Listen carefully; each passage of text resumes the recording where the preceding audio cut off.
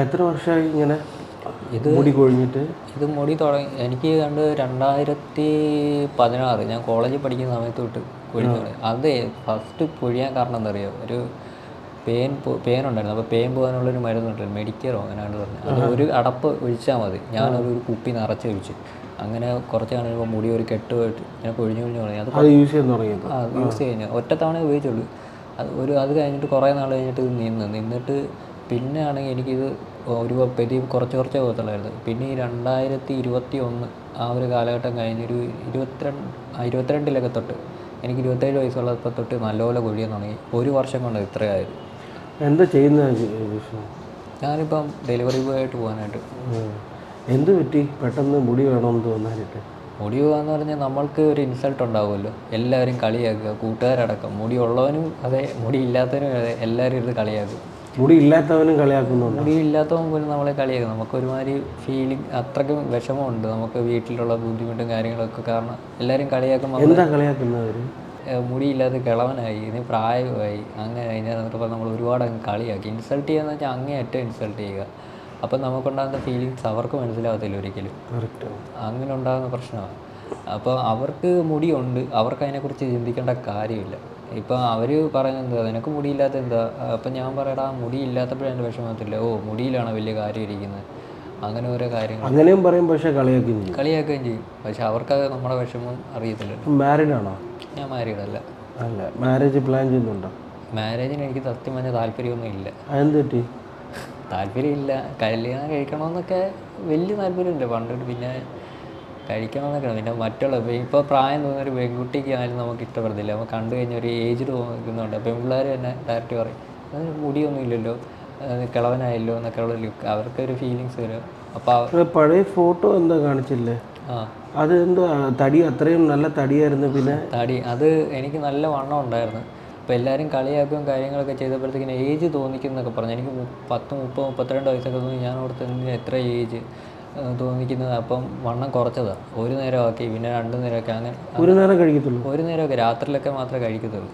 അങ്ങനെ കഴിക്കുക വിഷമം കാരണമേ, നമുക്ക് ഒരുപാട് വിഷമം കാരണം ഞാൻ രാത്രി മാത്രമേ കഴിച്ച് ഇങ്ങനെ വണ്ണം കുറഞ്ഞ് 63 കിലോയോളം ഉണ്ടായിരുന്ന ഞാനിപ്പോൾ 46 അത്രമാത്രം കഴിച്ച് കുറച്ച്. ഇപ്പോൾ വെയിറ്റ് കൂടെ കുറഞ്ഞപ്പോൾ ഒന്നുകൂടെ ഏജ് തോന്നിക്കുന്ന പോലായി. അതാണ് ഇപ്പോൾ ഉണ്ടായത്. അപ്പോൾ ജസ്റ്റ് മറ്റേ ആൾക്കാർ കളിയാക്കുന്നത് കാരണം ഇത്രയും കാര്യങ്ങൾ കളിയാക്കുന്നത് പറഞ്ഞാൽ നമ്മൾ കൂട്ടുകാരൊക്കെ പോലും ഒന്നും പറയാൻ പറ്റത്തില്ല. അപ്പോൾ കൂട്ടുകാർ തന്നെ ഇൻസൾട്ട് ചെയ്യുന്ന രീതിയിൽ സംസാരിക്കുന്നു. അവർക്ക് മുടിയുണ്ട്, അവർക്ക് കളിയാക്കും നമ്മളെ, എടാ നിനക്ക് എന്തിനാണ് മുടി എന്നുള്ളത്. എന്നിട്ട് അവരുടെ മനസ്സിൽ എന്തായാലും ഒരു ചിരിയോടെ സംസാരിക്കുന്ന, അവരുടെ മനസ്സിൽ ചിരിയായിരിക്കും, പുറമെ ഒരു വിഷമം പോലെ. അവർക്കൊരു എൻ്റർടൈൻമെൻറ്റ്. നമ്മളൊരു ജസ്റ്റ് ഒരു കോമാളിയെ പോലെ ഇരുന്ന് കൊടുക്കണം. പക്ഷേ ഉള്ളിലുള്ള വേദന നമുക്ക് മാത്രം. അപ്പോഴും നമ്മൾ കൂടെ നിന്ന് ചിരിക്കത്തുള്ളൂ. ചിലപ്പോൾ നമ്മൾ ദേഷ്യപ്പെടും. നമ്മൾ വിഷമം കാരണം ചിലപ്പോൾ എല്ലാം 2 ചീത്തയും കൂടെ പറയും. നിങ്ങൾ എന്താ പറയുന്നത് ഈ കളിയാക്കുന്ന ആൾക്കാരുടെ അടുത്ത്? നിങ്ങൾക്ക് എന്താ പറയാനുള്ളത്? കളിയാക്കുന്ന ആൾക്കാരൊക്കെ ഉള്ളവന് ഇല്ലാത്തവൻ്റെ വിഷമം മനസ്സിലാകത്തില്ല.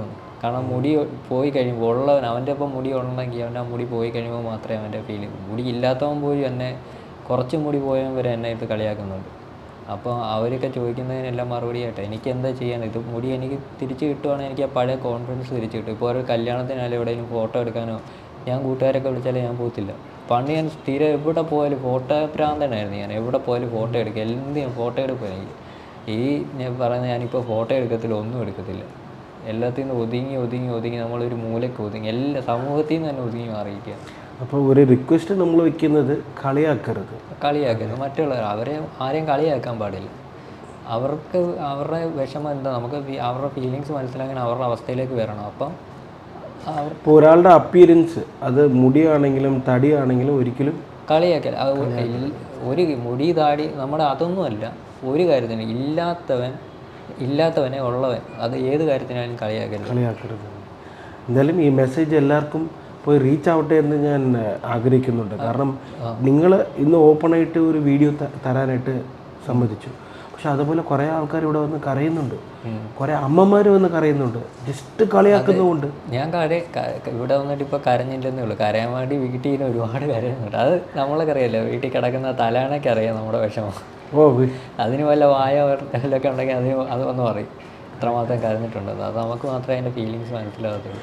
എൻ്റെ ജിസ്നുവിന് ഞാൻ എങ്ങനെ ഹെൽപ്പ് ചെയ്യാമെന്ന് ഞാൻ നോക്കട്ടെ. നമ്മൾ എന്തൊക്കെ ട്രീറ്റ്മെൻറ്റ് പ്ലാൻ ഉണ്ടെന്ന് ഞാൻ പറഞ്ഞുതരാം.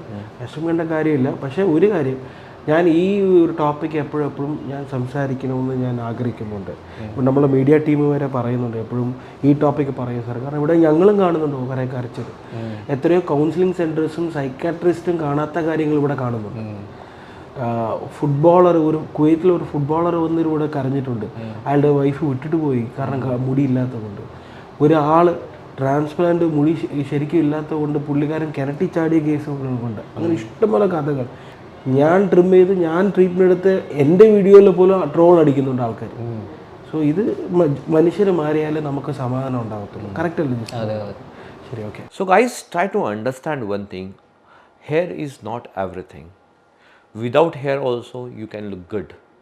So I come to know that so many patients are coming to me without a good donor area where transplantation is not possible. So guys, not to lose a hope, you have so many options to show that you are a good personality. You have a very good personality. Like you can try doing something else. Like you can have a good physique, you can have a good body, you can have a like other qualities of yours, you can excel into that.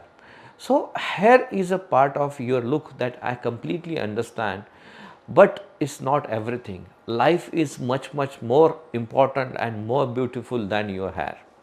So try to understand this thing. Do not get demoralized because of the people they are talking to you that you are bald.